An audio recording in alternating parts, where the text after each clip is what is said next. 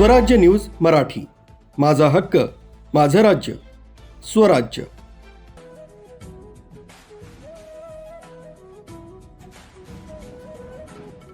शुक्रवारी नाशिकचे ऐतिहासिक अनंत कान्हेरे मैदान महाराष्ट्राच्या राजकारणाचं केंद्र बनलं. राज ठाकरे आणि उद्धव ठाकरे यांच्या एकाच दिवशी आणि एकाच मैदानावर झालेल्या सभांमुळे राजकीय वातावरण पूर्णपणे तापलं आहे. आगामी निवडणुका पाहता दोन्ही भावांनी जोरदार निशाणा साधत नाशिकच्या जनतेला आपल्या पक्षात जिंकण्यासाठी सर्व ताकद पणाला लावली. राजकीय शक्ती प्रदर्शनाचा अनोखा देखावा शुक्रवारी नाशिकमध्ये पाहायला मिळाला. महाराष्ट्र नवनिर्माण सेनेचे अध्यक्ष राज ठाकरे आणि शिवसेना पक्षप्रमुख उद्धव ठाकरे यांची अनंत कान्हेरे मैदानावर सभा झाली.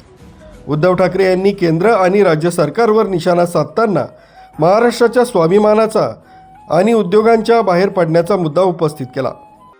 म्हणजे महाराष्ट्रात कुठल्याही शहरात गेलं, रस्त्यावरती खड्डे आहेत, शहराचं नाव बदला, समस्या त्या चिकटवून द्या, कुठलंही भाषण कुठेही चालेल. हे यांनी गेल्या 10 वर्षात केलेलं आहे. म्हणजे 2014 पासून आतापर्यंत मोदींच्या काळात आमच्या मुलाखती चालू आहेत रोज. आज किंवा काल सुद्धा मुलाखतकार एक प्रश्न नेहमी विचारतात की तुम्ही दोघं भाऊ एकत्र आलात. म्हटलं मग तुमच्या पोटात का घोडा आला? नाही, घोडा नाही आला. मग म्हटलं प्रश्न का विचारता? म्हणजे जेव्हा आम्ही एकत्र नव्हतो तेव्हा एकत्र का येत नाहीत, आणि एकत्र आलो तर एकत्र का आलात? तुमच्या अस्तित्वाचा प्रश्न आहे का? म्हटलं आमच्या अस्तित्वाची चिंता तुम्ही करू नका. शिवसेनेने आता यावर्षी शिवसेनेला 60 वर्ष होतील. अनेक निवडणुका लढवल्या, अनेक निवडणुकांमध्ये पराभव पचवला. विजय तसा फार थोडा नशिबी आला, पण पराभव होऊन सुद्धा शिवसेना संपली नाही. तर या निवडणुकीत आमचं अस्तित्व तुम्ही ठरवणारे कोण? पण ही निवडणूक जिथे जिथे ज्या शहरात निवडणुका आहेत त्या शहरातल्या नागरिकांनी त्यांचं आणि त्यांच्या भावी पिढीचं आयुष्य कसं असणार आहे, त्यांचं अस्तित्व कसं व्हायला पाहिजे, हे ठरवणारी ही निवडणूक आहे.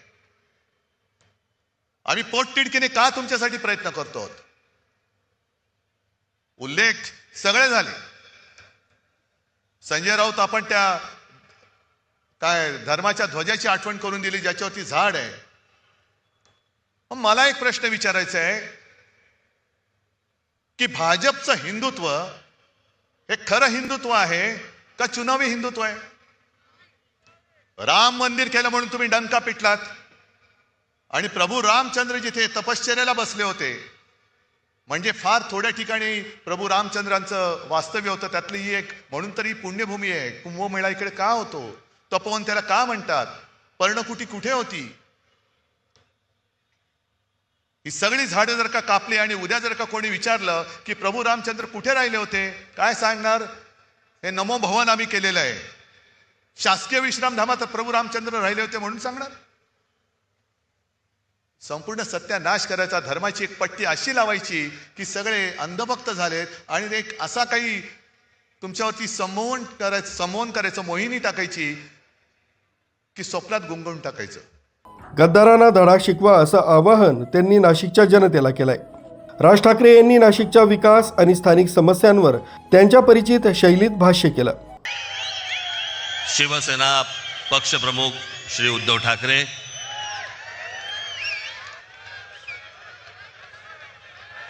माझे मित्र आणि शिवसेनेचे नेते श्री संजय राऊत, इतर सर्व मान्यवर आणि मागे बसलेले सर्व आपले भावी नाशिकचे सर्व नगरसेवक,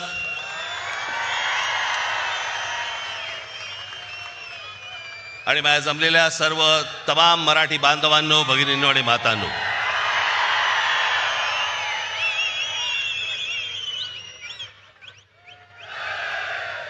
मी तुम्हाला सर्वांना योग्य वेळ सांगेन त्यावेळेला घोषणा द्यायच्या. तोपर्यंत आपण शांत राहा. आज अनेक वर्ष रखडलेल्या याची कारण कोणालाही देता येणार नाहीत, सांगता येणार नाहीत. कारण कळलीच नाहीत की इतकी वर्ष या निवडणुका घ्यायला का लागल्या, कशासाठी लागल्या. 4 वर्षापूर्वी मुदत संपून देखील या महानगरपालिकेच्या निवडणुका का होत नव्हत्या. मला असं वाटतं की का होत नव्हत्या हे पहिल्यांदा याचं उत्तर हे आत्ताच्या सरकारने दिलं पाहिजे. आणि मग इतक्या वर्षानंतर ज्या वेळेला निवडणुका होत आहेत त्याच्यानंतर ज्या प्रकारचा गोंधळ या महाराष्ट्रामध्ये आत्ता सगळा सुरू आहे,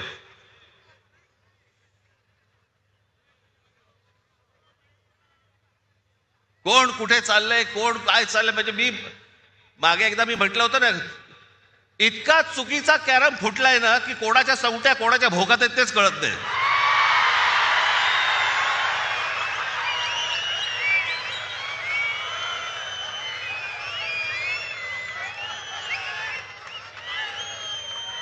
प्रत्येकाला विचार लागतं आज कुठे.